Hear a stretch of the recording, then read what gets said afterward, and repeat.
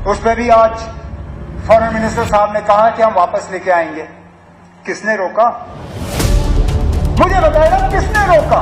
Aggressive ना हो, जान दे देंगे इसके लिए। क्या बात कर रहे हो आप? भारत और पाकिस्तान के बीच अनिश्चित काल तक सीज फायर लागू हो चुका है। मतलब साफ है कि अब हम पाकिस्तान के ऊपर कोई नया हमला नहीं करने वाले। भोसड़ी के, अब तो सच बोल दे भोसड़ी के। इसका मतलब ऑपरेशन सिंदूर फिलहाल पॉज है और ये शायद कब तक पॉज रहेगा आप और हम भी नहीं जानते। यानी एक बार फिर से हमने पीओके वापस लेने का जो मौका मिला था, एक गोल्डन चांस, वह हमने अपने हाथों से गवा दिया है।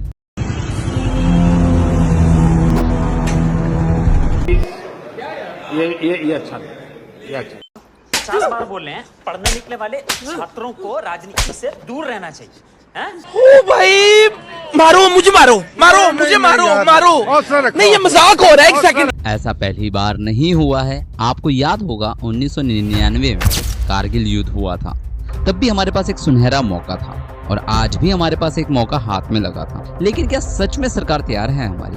क्या हमारी सरकार कभी पीओके वापस लेना भी चाहेगी या सिर्फ संसद में खड़े होकर बयानबाजी होती रहेगी? जम्मू और कश्मीरी बोलता हूँ तो पीओके इसके अंदर ही आता है, इसलिए एग्रेसिव हूँ कि जम्मू एंड कश्मीर के पीओके को आप भारत का हिस्सा नहीं मानते हो क्या? एग्रेसिव ना हो, जान दे देंगे इसके लिए। क्या बात कर रहे हो आप? ऑपरेशन सिंदूर के बाद हर भारतवासी को उम्मीद थी कि अब की बार पाकिस्तान के टुकड़े कर दिए जाएंगे, पीओके वापस ले लिया जाएगा। लेकिन पहलगाम हमले के गुनाहगार आज भी खुले घूम रहे हैं। ना पाकिस्तान के हमें टुकड़े देखने को मिले, ना हमने उन्हें घर में घुसकर उनके किसी भी एरिया में कैप्चर किया, ना पीओके वापस आए। तो हम किस बात का जश्न मना रहे हैं? और इधर पाकिस्तान आईएमएफ से अपनी 28वीं लोन पास करवाने में कामयाब हो चुका है।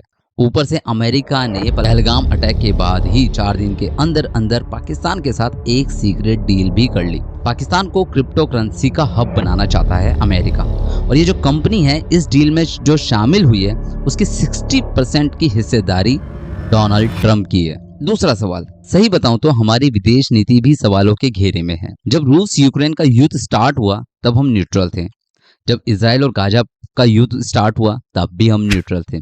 ऐसे में कौन से देश हमारी साइड लेंगे? क्या न्यूट्रल रहना हमारी अब कमजोरी बनती जा रही है? हमेशा दुश्मन को चेतावनी देना काफी नहीं होता, जो काम करना है वह इजराइल की तरह सीधे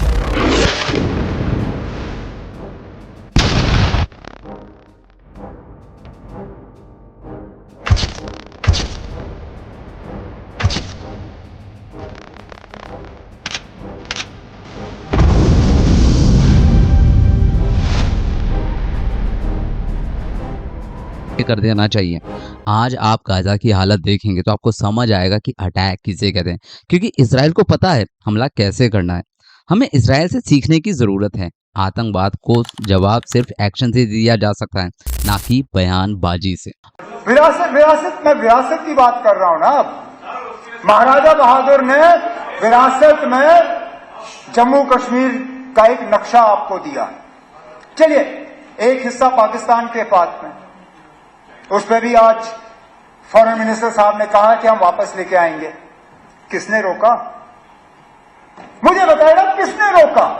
अब सवाल उठता है, क्या हमें अब अपने एक नए लीडर को चुन लेना चाहिए? क्या मोदी जी, आपको क्या लगता है, क्या मोदी जी में अब भी वो पहले वाली बात है, या अब समय आ गया है कि हमें एक नया लीडर मिल जाए, जस्ट लाइक योगी आदित्यनाथ जैसा, जो कठोर, निडर और स्पष्ट सोच वाले नेतृत्व रखते हों? सच कहें तो पीओके पे बात करना सिर्फ अब एक सपना बनकर रह गया है, या हम फिर से एक नई रणनीति के साथ उठ खड़े होंगे? आपकी क्या राय है? हमारी विदेश नीति सच में क्या फेल हो रही है? क्या अब हमें अपने लिए एक नया नेतृत्व ढूंढ लेना चाहिए? अपने विचार को कमेंट करके जरूर लिखिएगा। ऐसे ही राष्ट्रवादी विश्लेषण के लिए हमारे चैनल को सब्सक्राइब करना मत भूलिएगा। फिर मिलेंगे